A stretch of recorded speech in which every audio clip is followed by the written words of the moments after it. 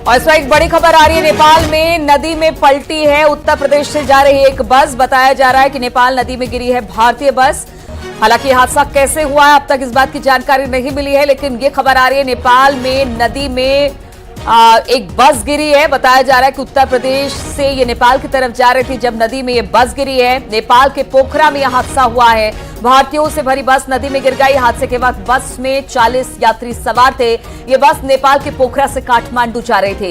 ये बस उत्तर प्रदेश नंबर की बताई जा रही है। हालांकि कहां से चली थी, कितने यात्री अभी सवार थे, बहुत अधिक जानकारी नहीं लग पाई है, लेकिन एक्सक्लूसिव तस्वीरें इस वक्त हम आपको दिखा रहे हैं। इस वक्त नदी में पूरी तरह से उफान है। आप समझ सकते हैं, पूरी की पूरी बस इस नदी में गिरी है।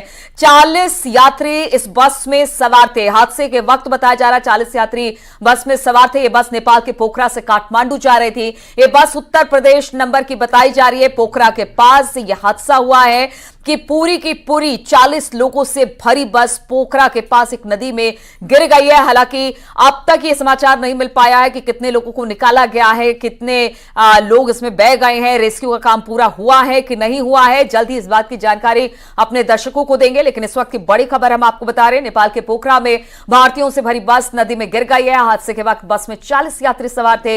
यह बस नेपाल के पोखरा से काठमांडू जा रही थी। बताया जा रहा है कि यह बस उत्तर प्रदेश नंबर की थी। तो नदी में बस गिरी है। आप देख सकते हैं नदी में किस तरह से उफान है। इस वक्त बरसात का मौसम है। अगर नेपाल की बात की जाए तो इसकी ज्यादातर नदियां इस वक्त उफान पर रहती है और इस उफान के कारण कई बार बाढ़ की स्थिति उत्तर प्रदेश और बिहार में भी नेपाल की नदियों से होती है। और अब जब इसमें बस गिरी है तो बताया जा रहा है कि 40 लोग इसमें सवार थे। अब 40 लोगों का रेस्क्यू किया गया है। कैसे उनको निकाला गया है, क्या इस वक्त वहां पर जो लोग सवार थे बस में उनकी क्या तादाद रही है, इस बारे में जानकारी नहीं लग पाई है। लेकिन हम आपको दिखा रहे हैं मौसम बेहतर नहीं है। हादसा किस तरह से हुआ है जानकारी जैसे मिलती है अपने दर्शकों को देंगे। लेकिन बताया जा रहा है कि पोखरा के पास उत्तर प्रदेश नंबर की जो बस है वो गिरी है इस नदी में। बताया जा रहा है कि पोखरा में भारतीयों से भरी ये बस है। हादसे के वक्त 40 लोग करीब करीब सवार थे इस बस में। ये बस नेपाल के पोखरा से काठमांडू जा रही थी जब ये हादसा हुआ। ये तस्वीरें सामने आ रही है, इसमें आप देख रहे हैं कि किस तरह से लोग वहां पर जुटे हुए हैं। रेस्क्यू ऑपरेशन शायद वहां पर चलाया जा रहा है, लेकिन जिस तरह से नदी का बहाव है, जिस तरह से नदी का फ्लो है, उसमें लगता नहीं कि कुछ अच्छी खबर यहां से निकलकर सामने आएगी। लेकिन वहां पर इस वक्त रेस्क्यू का काम चल रहा है। कितने लोग इसमें बस में सवार थे, क्या तादाद थी, कहां से लोग जा रहे थे, किस तरह से यह हादसा हुआ, यह अभी जानकारी आना बाकी है। जैसे ये जानकारी आती है वैसे अपने दर्शकों को देंगे। लेकिन जो पहली तस्वीर इस वक्त सामने आ रही है, बातचीत करने के लिए राम गोपाल इस वक्त हमारे साथ जुड़ गए हैं। राम गोपाल, जरा ये बताइए कि जो खबर निकलकर सामने आ रही है कि उत्तर प्रदेश की एक बस थी जो नेपाल के पोखरा के पास दुर्घटनाग्रस्त हुई है, इस बारे में क्या जानकारी मिल रही है? बिल्कुल, ये बस टूरिस्ट बस थी और ये जो टूरिस्टों को लेकर वहां घूमने के लिए गई थी। पोखरा से ये काठमांडू दर्शन के लिए निकल रहे थे और वहां पे रास्ते में ही ये दुर्घटनाग्रस्त हो गई है। इस बस में करीब 35 से 40 लोग सवार बताए जा रहे हैं और हालांकि अभी ये प्रथम जानकारी है, इसमें और कितने लोग हैं और किस तरीके कहां से आए थे ये अभी प्राथमिक जानकारी सामने नहीं आई है।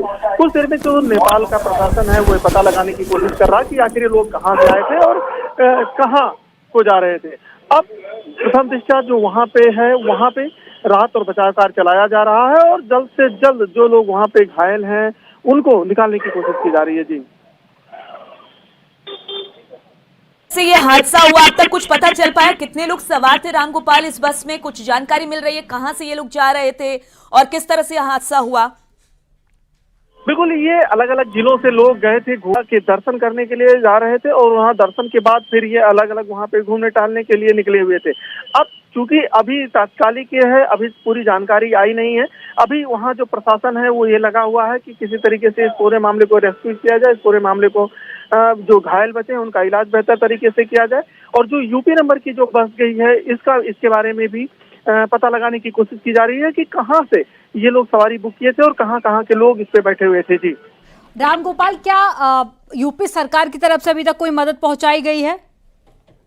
क्योंकि ये दूसरे देश का मामला होता है, नेपाल दूसरा राष्ट्र है, तो हम सीधे प्रदेश सरकार इसमें कोई हस्तक्षेप नहीं कर सकती है। अगर हस्तक्षेप करनी भी होती है तो वो वाया दिल्ली दूतावास के थ्रू जाते हैं, तो वो एक प्रोसेस होता है, उस प्रोसेस के तहत है।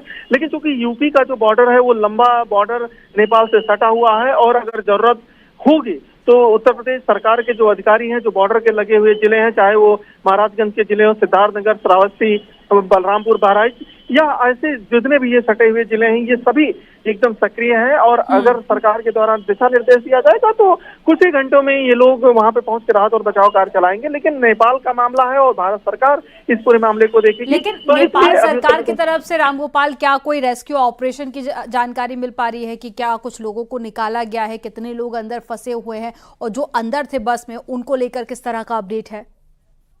अभी ये है कि बस दुर्घटनाग्रस्त हो गई है, और उसके बारे में जो वहां का नेपाल प्रशासन है, वो नेपाल प्रशासन लगा हुआ है रेस्क्यू के लिए। जो घायल लोग हैं उनको बेहतर इलाज कराया जाए, और घायलों को नजर आई रही है। इसके अलावा जो आसपास के रास्ते हैं वो भी कुछ ठीक नजर नहीं आ रहे हैं। हालांकि ये जांच का विषय है कि हादसा कैसे हुआ। बिल्कुल, क्योंकि ये बरसात का मौसम चल रहा है और पहाड़ी क्षेत्रों में इस समय जो आवागमन की स्थिति होती है, वो आवागमन की स्थिति बहुत सही क्षेत्रों में इस समय अगर आप जा रहे हैं तो थोड़ा सा बचा के जाइए, क्योंकि जो रास्ते होते हैं वो तो क्षतिग्रस्त होते ही हैं, साथ ही जो पहाड़ है, पहाड़ भी टूट के गिर सकते हैं, तो उसको लेकर भी जो है वहाँ पे की जाती है। क्योंकि ये जो भारतीय बस थी ये नेपाल के तनहुल जिले में है, और ये जो नदी है, इस नदी का नाम है मार्सियांडी नदी है, और ये बस जो है यूपी FT 7623 नंबर प्लेट अभी लगा हुआ है।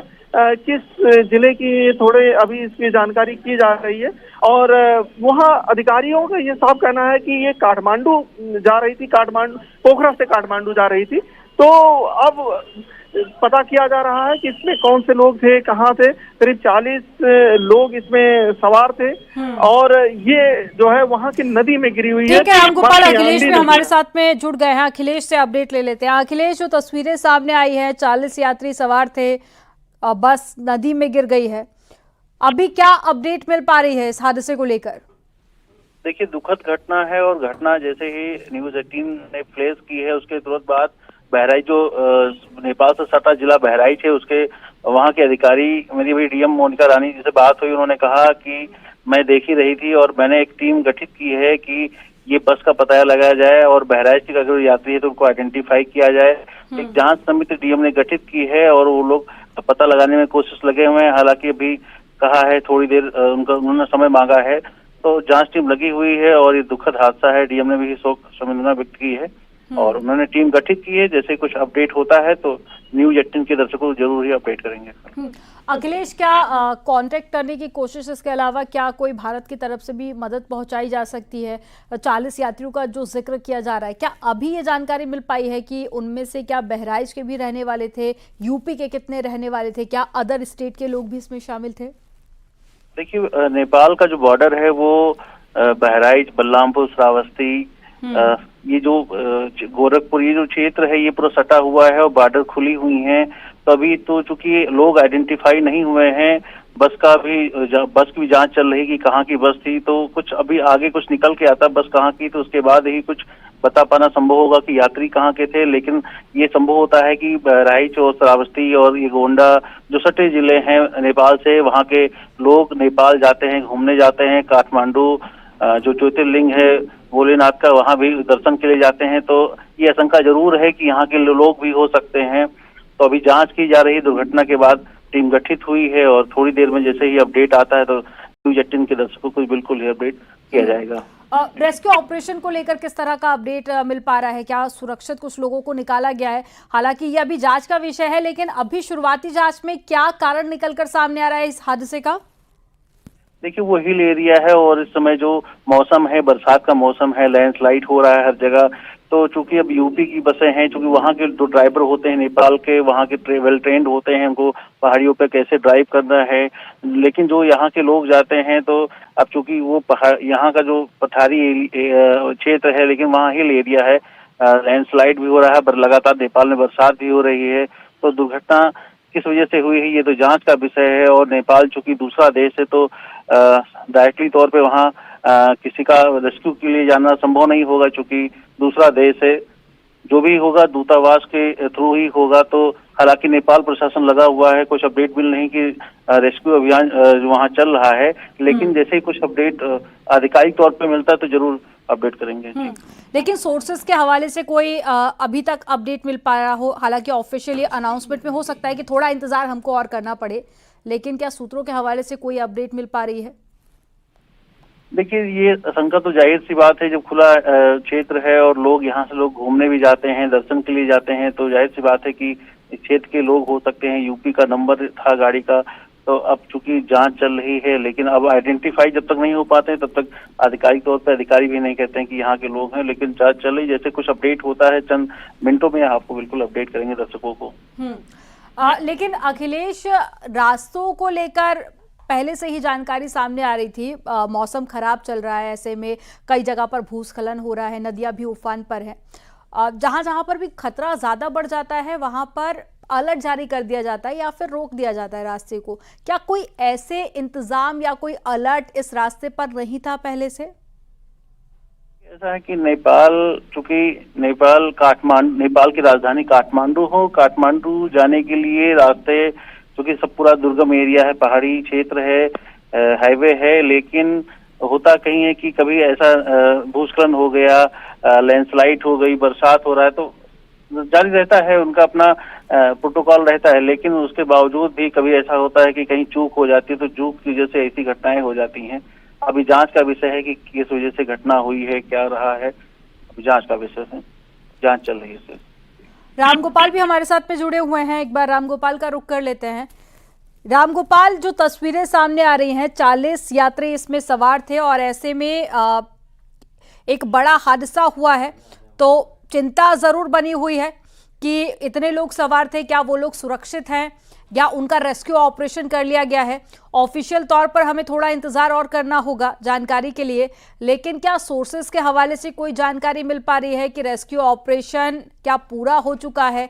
क्या लोगों को सुरक्षित बाहर निकाल लिया गया है? बिल्कुल, अभी हम लोग इस पे लगे हुए हैं और अभी जो है जो जानकारी मिल रही है उसके अनुसार मारियांडी नदी है उसमें गिरी हुई है बस, और 40 यात्री इसमें सवार थे।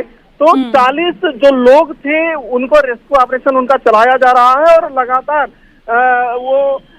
ये पता करने की कोशिश की जा रही है कि कहाँ पे, क्योंकि जो भारतीय सीमा है, भारतीय सीमा से करीब करीब 200 किलोमीटर से अधिक की दूरी पे ये हादसा हुआ है और वो हादसा जो है पोखरा से काठमांडू के रास्ते पे हुआ है। इस वक्त चूंकि नेपाल में बहुत बारिश हो रही है और बारिश के कारण जितनी भी पहाड़ी नदियां हैं वो सभी उफान पे हैं। इसी कारण आप सिर्फ नेपाल में ही नहीं, आप पूर्वांचल में भी देखिए, और पूर्वांचल से जितनी भी नदियां होकर बह रही है, उत्तर प्रदेश की अधिकतर नदियां इस वक्त चढ़ाव की तरफ है और सभी नदियां खतरे के निशान के करीब करीब पहुंच रही है। तो नेपाल में जो बारिश है उस बारिश का असर यहाँ पे दिखाई पड़ रहा है, तो इसीलिए यहाँ पे कंटिन्यू जो है इस तरीके की वो घटना हुई है और थोड़ा सा रेस्क्यू करने में चूंकि नेपाल प्रशासन लगा हुआ है, नेपाल प्रशासन की ये कोशिश है कि जल्द से जल्द रेस्क्यू करके लोगों को बाहर निकाला जाए, जो सुरक्षित बचे हैं, जो बच गए हैं, उनको इलाज कराया जाए और नहीं तो पहचान की जाए। तो अभी जो प्रथम दृष्टया जो जानकारी सामने आ रही है वो ये है कि नेपाल प्रशासन पूरी तरीके से सक्रिय है और भारत की तरफ से जो उत्तर प्रदेश प्रशासन की तरफ से है वो भी अब कोऑर्डिनेट करने के लिए जुट गए हैं। सरकार भी यहाँ से कोऑर्डिनेट कर रही है कि कहाँ से ये लोग गए थे, किस तरीके के लोग थे और जो आपदा हुई है, जो घटना हुई है उसमें क्या स्थिति है। तो यहाँ का अभी जो आपदा विभाग है, अभी हमारी थोड़ी देर पहले बात हुई है, तो उनको अभी इसमें कोई बेसिक जानकारी नहीं है। उनको जितनी जानकारी हम लोगों के पास, आपदा के पास भी वही बेसिक जानकारी अभी उनके पास भी है, तो वो भी इंतजार कर रहे हैं कि क्या स्थिति होने वाली है। जी क्या अगर नेपाल के प्रशासन की बात कर ले, क्या उनकी तरफ से कोई जानकारी अभी तक ऑफिशियल तौर पर दी गई है या कोई वक्त उन्होंने वक्त बताया हो कि कब तक रेस्क्यू ऑपरेशन पूरा कर लिया जाएगा? बिल्कुल, अभी जितने भी हमारे यहाँ से भारतीय लोगों से बात हो रही है, जो भारतीय प्रशासन के लोग हैं, जो आपदा से जुड़े हुए लोग हैं, अगर उनसे हमारी जो बात हुई है उनके पास भी अभी प्रथम दृष्टया जो जानकारी है वो यही है कि ये हादसा हुआ है और ऐसे ये घटनाक्रम हुआ है, लेकिन इससे अधिक अभी वो बता नहीं पा रहे। नेपाल सरकार के द्वारा अभी कुछ इस पे जारी नहीं किया गया, प्रशासन भी